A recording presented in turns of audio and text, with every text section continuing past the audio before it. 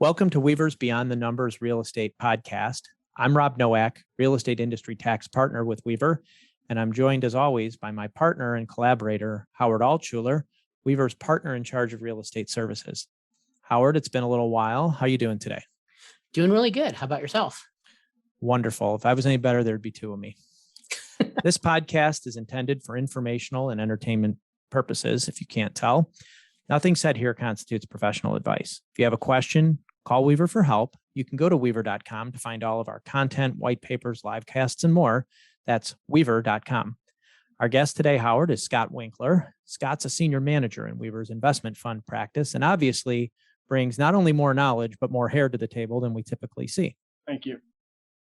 So, Scott, we kind of play in similar worlds. Rob and I deal with a lot of partnerships. You deal with a lot of funds, but both of them are preferred structures for real estate investing. So wanted to talk today about what are some of the differences, pros and cons on either side of real estate funds versus real estate partnerships. So let's start. What's like the biggest thing that you see as an advantage of funds? Sure. So I think the biggest advantage of an investment fund over a partnership is they're going to be nimble. So with an investment fund, you're usually able to obtain a subscription line of credit from the bank. And this enables you to have very quick access to capital. So you're able to move very quickly in a time-sensitive deal. So this will be an advantage over a private partnership. Okay. Yeah, because what I see, like when you do a private partnership, unless you have something like on the shelf, which not a lot of folks do, you have to go out, do your documents, raise your capital, make sure everybody's on board. As you're doing the due diligence, which always runs a risk that it doesn't go through. So generally more time consuming. I get that. Yes.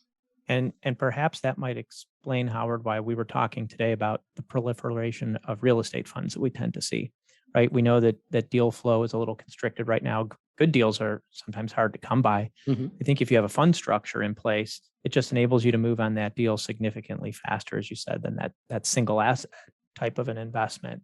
And just further explains why we're seeing more and more fund vehicles. And I seem to be reviewing more fund partnership agreements than ever before. Right. Okay. What about promotes? How does a fund structure maybe differ from individual partnerships? So from the investor standpoint, you're probably going to be at an advantage being in a fund structure in terms of promote because the promote is pooled. So for example, let's take an investment fund with 5 investments and 4 of those are home runs and one of them is a bust. In an investment fund, that one bust is going to claw back the gains on the other 4 home runs. So you end up paying less carry than you would in 5 independent deals or independent partnerships that were paying carry separately. Got it. So an advantage there from the investor or for the investor. I guess that's somewhat offsetting the fact that when you sign up for a fund, unless you're like a superstar investor, you don't really have much discretion in terms of what the fund's investing in. Whereas the individual deals, you can choose to go into a deal or not go into a deal, and therefore kind of a little bit more you're making what you make, for lack of a better word there. That pooled promote structure, Scott, is that a hard and fast rule in a fund, or is that a negotiated term sometimes, perhaps with a significant investor, or an item that is not essential to just having a fund period? Can it be an asset by asset promote, or is a pooled promote required? Certainly can be negotiated differently based on the terms of the partnership agreement. And I'll agree with that. I've seen some funds that have the pooled promote, others have the deal by deal. I would say the pooled is definitely more predominant. Yes. Yeah, and I suppose if you want access to the deals and access to the managers, it's going to be the sponsor that's going to dictate those terms probably. Unless you're a really big investor. True.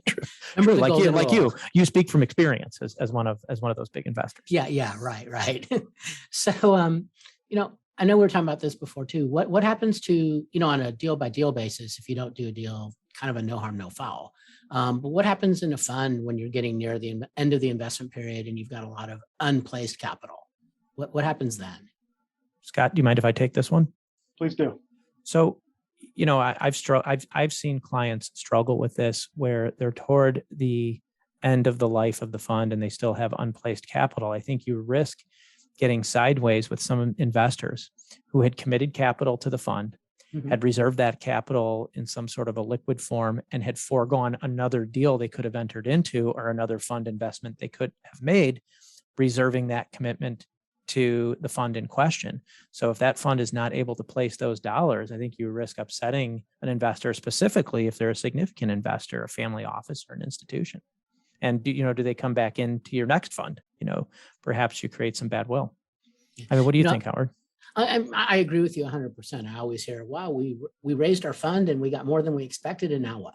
And I would be really interested if someone would maybe do some type of a project to say, let's look at early stage investments in a fund versus later stage investments in a fund and look at the performance and kind of see, is there a drop off near the end because the sponsors feel more pressure to place the dollars than they would maybe in the beginning of the deal. Right.